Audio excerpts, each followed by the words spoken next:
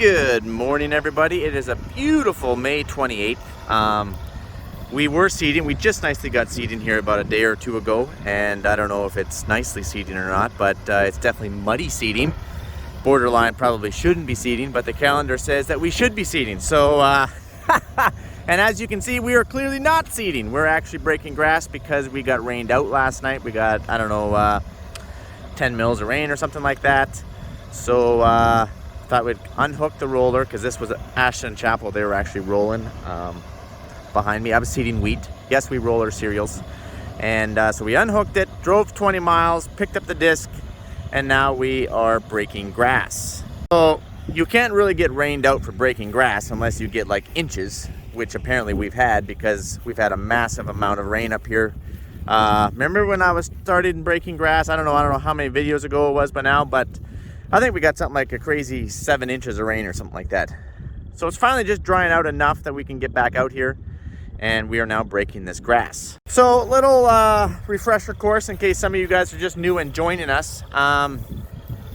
Mike rented this ground. There's about 500 or 600 acres out here, and this is hayland. It was farmable, farm ground, and Ducks Unlimited bought this from the previous owner. And if you're not sure who Ducks Unlimited is, they are an American company, American nonprofit, I guess I should say, an American nonprofit organization. Basically, they're here to conserve wetlands for waterfowl and wildlife and so on and so forth. But so anyway, they're up here in Canada as well. They're probably all over the world for that matter. They generated something like $230 million out of donations or something last year. You can Google all that information if you would like to. But anyways, I'm not going to get going on that again. I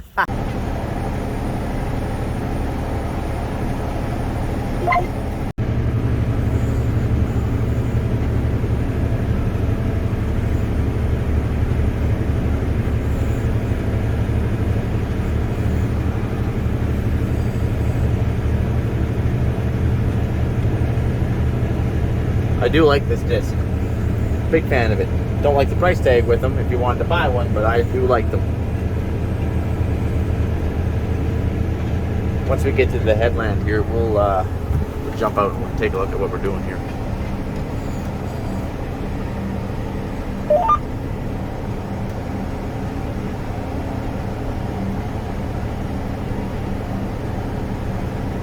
Just jump out here.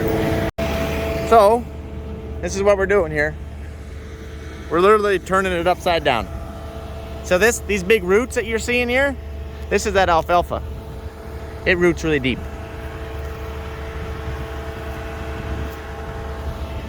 And see these big hunks of sod?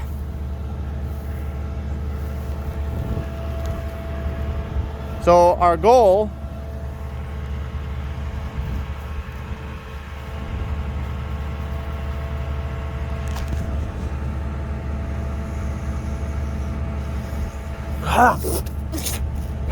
man, I love the smell of that stuff.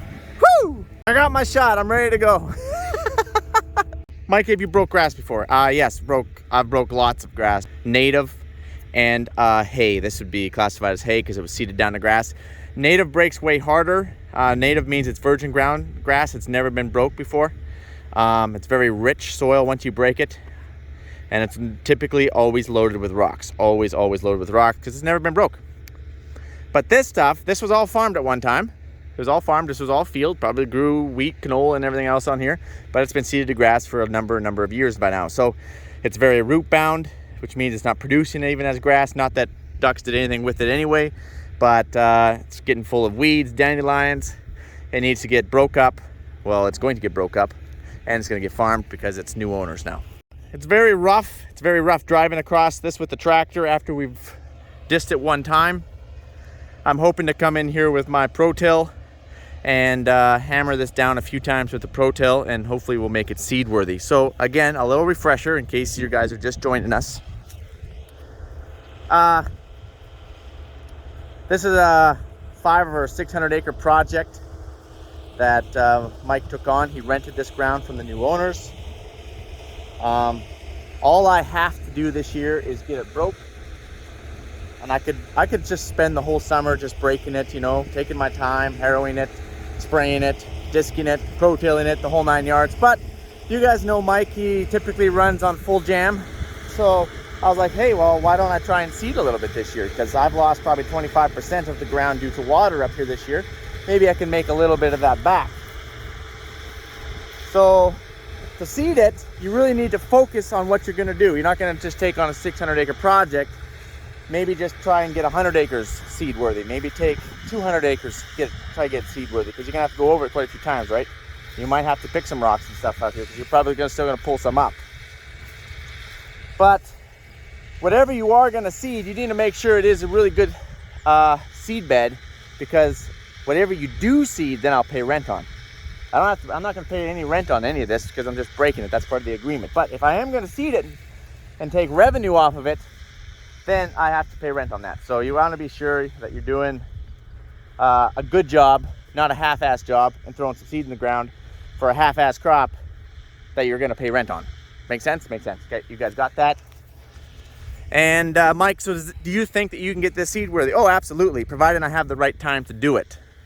So obviously, I got quite a bit of ground up here that is prime farm ground that I'd have to seed and get. That is first priority. This is just if I have time. So obviously we got rained out right now for seeding, so I will focus some time on trying to get some of this broke, because you know it's perfectly good breaking conditions. But when it does dry, and it might dry later on this afternoon, it's going to be full ramming speed on getting the rest of the crop in the ground that can accept that, right? Right, yeah, makes sense. Priorities. How much dirt do I still have on my face anyway? I've got so much dirt up my nose, it's not even funny. I guess we better work our way back to this disc here and get cracking, because we're not getting anything disc walking around looking at it and talking about it, are we?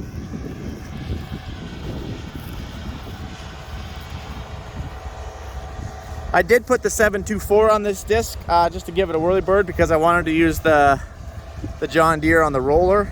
Actually, I was going to use 724 on the roller, but it's too wet, too soft up here. The 724 is chewing too much, pulling the roller, which is disturbing the seed bed, so we don't want to do that.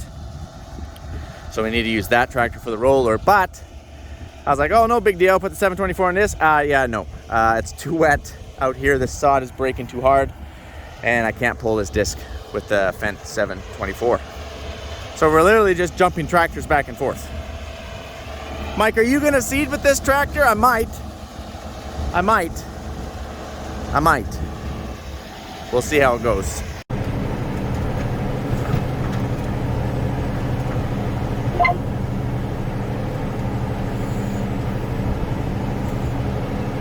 So we typically disc at about 4 miles an hour. It's only 22 feet, so it's a very slow process. Okay, so our jobs have changed. Dono, the new guy, he just came out and shifted me off the John Deere there, so he's going to do some disking. We're going to do a little plug removal, or dam removal, or whatever the heck you want to call it.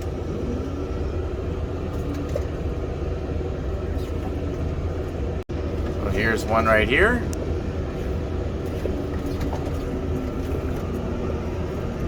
I'm just gonna lift my bucket up so you guys can see it. There it is.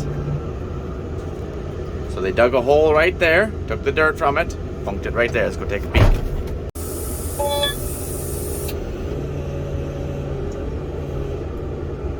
Mike, why do you have a chain hanging there? You'll see in a minute, but first of all, let's just...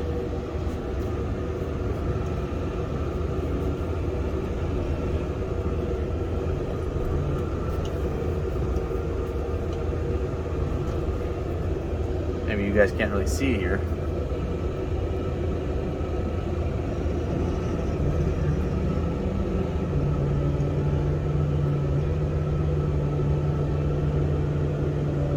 Look at that water go.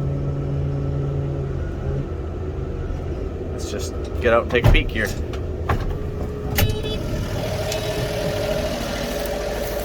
Well, we know which way it's coming from. It's coming ditch side. So all we're gonna do is we're gonna just open this up a little bit more. That way the water can be free. We're just trying to let the water be free. Be free! We don't wanna be a cap. All right, so I'm gonna get back going here. Beauty! Sorry about the loader shadow you guys got seen here, but anyways, we're draining this. Oh, that feels good. And we just opened up another one.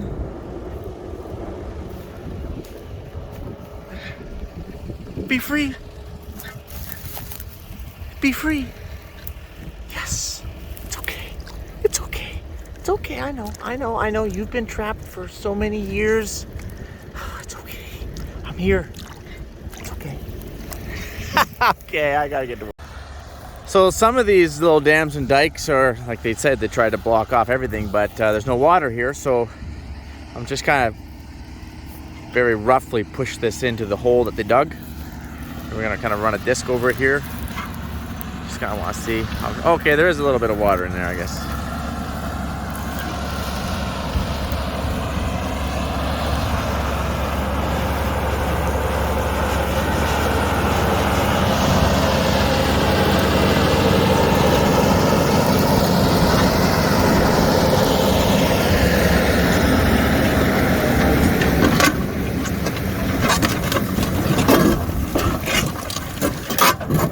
Be an underground rock under there.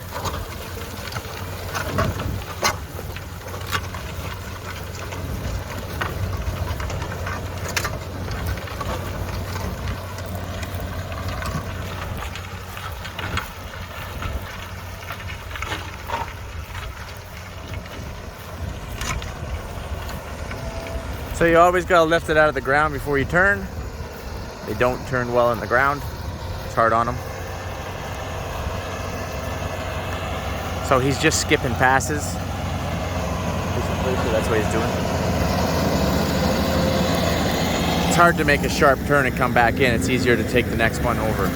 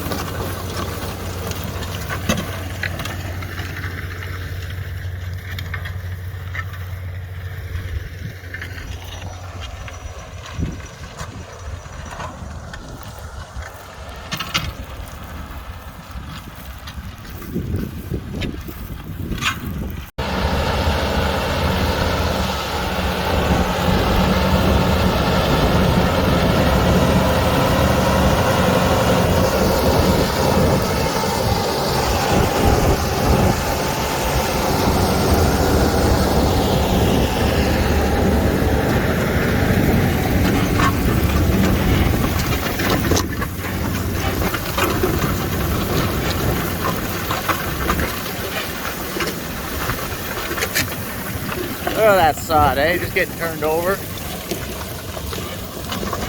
This is very satisfying. Oh, it's rocking there.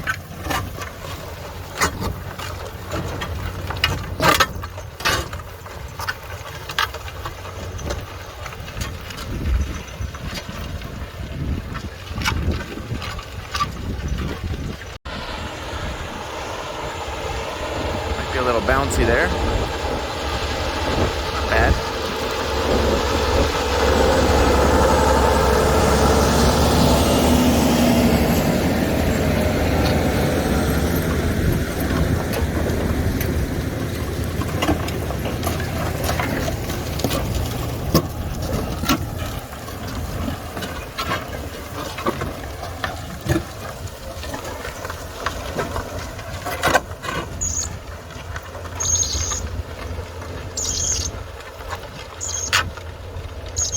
All right, guys, you pretty much get the idea. I'm gonna let you go. I actually have to head back. I was using the 724, as you know, but it's dry enough to seed. So seeding always takes priority. I gotta watch where I'm walking here. I'll twist an ankle walking through this stuff. And yeah, seeding always takes priority.